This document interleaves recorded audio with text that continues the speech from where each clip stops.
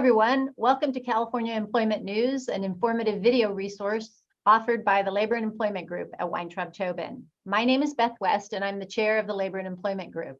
I'm joined today by my partner, Meagan Bainbridge. This is our third installment of a four-part series on effective and defensible workplace investigations. Today, we're going to discuss the important topic of how to make reasonable investigative findings once you've gathered all the evidence. Meagan, why don't you start us off today by discussing the importance of investigative findings and the standards that apply? Thanks, Beth. Pursuant to statute and to state law, an effective investigation must contain reasonable findings regarding the allegations contained within the scope in order to be lawful. Most often, employers will use the preponderance of the evidence standard. This is a civil burden of proof, and it's the most common standard applied in workplace investigations. This means that the investigator must find whether it is more likely than not that the alleged conduct did or did not occur. This means 50% plus just a feather. It's just ever so slight that puts it in the one camp versus the other. Every once in a while, however, investigators must use a clear and convincing evidence standard. This standard is rarely used in factual investigations, but may be required pursuant to certain laws. For example, a whistleblower claim under Labor Code Section 1102.5 requires a clear and convincing evidence standard.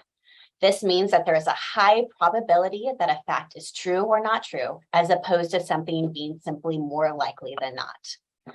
Beth, in most investigations, investigators will be faced with conflicting evidence. We know that investigators must make findings, however. So what do we do when we're hearing from different stories from different witnesses? Well, in order to make those findings, the investigator has to review and synthesize the evidence gathered during the investigation, including what witnesses have said and what documents and other tangible evidence may show. The investigator has to fairly consider facts from both positions, meaning from both the complainant side of the story and the respondent side of the story, and determine what facts are relevant and what facts are not relevant. Sometimes there can be a lot of information involved in an investigation, and it can be really cumbersome to organize it so that it makes sense. But if the investigator prepares some charts, outlines, timelines, graphs, things like that, it can often help the investigator organize and synthesize the facts. Almost every investigation will involve factual disputes, sometimes many factual disputes. You've probably heard the old adage, he said, she said. When dealing with factual disputes, the investigator cannot stop short and merely say that the finding is not possible. Instead, the investigator should use various credibility factors to determine which version of facts appears to be more credible, which one is more likely than not to be true. When conducting that credibility assessment, there are many factors that can be considered. For example, is there direct or indirect corroboration of facts or events by other witnesses? What's the plausibility or implausibility of what a witness tells you? Does the witness have the capacity to observe something they've told you or lack of capacity to observe it? Is there any evidence of the witness's motivation to lie? Consider the evasive or deceptive responses by witnesses, also any indirect admissions by witnesses, and of course, is there any evidence of bias by the witness? Now, there's no formula for assessing credibility, and an investigator doesn't have to utilize all the credibility factors or even any of them unless they apply. However, when there is a factual dispute that cannot otherwise be resolved, credibility factors are important to help the investigator reach reasonable findings as to which version of events is more credible. Meagan, why don't you explain how an investigator should reach findings after they've synthesized the evidence and made credibility determinations? Well, Beth, like you just said, you have to make the findings. So that means you're making the appropriate credibility assessments, and then you're making the actual finding, weighing all of the evidence.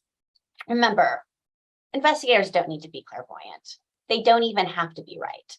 Rather, they need to examine all evidence gathered and then make a finding based on the appropriate standard of review. There will be times when you're investigating multiple issues. So findings must be made for each separate issue. That means for each issue, the investigator is concluding that it is either more likely than not that the allegation occurred as alleged, More likely than not that the allegation did not occur as alleged. Some allegations occurred, but the complainant's interpretation of them was incorrect or unreasonable. As you said, Beth, what an investigator cannot do is throw his or her hands in the air and fail to make a finding. That's, as you said, the he said, she said. That's not a finding an investigator can make.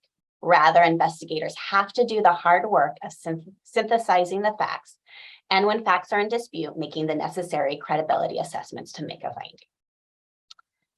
And that's how you make a factual finding. Thanks, Megan. Well, that does it today for part 3 of our 4-part series on effective and defensible investigations. Thanks for joining us. Stay tuned for our final installment in the series, where we will discuss the elements of an effective investigation report. Remember, you can find episodes of California Employment News by subscribing to the Weintraub Tobin YouTube channel or by visiting our blog at www.thelelawblog.com. Thank you.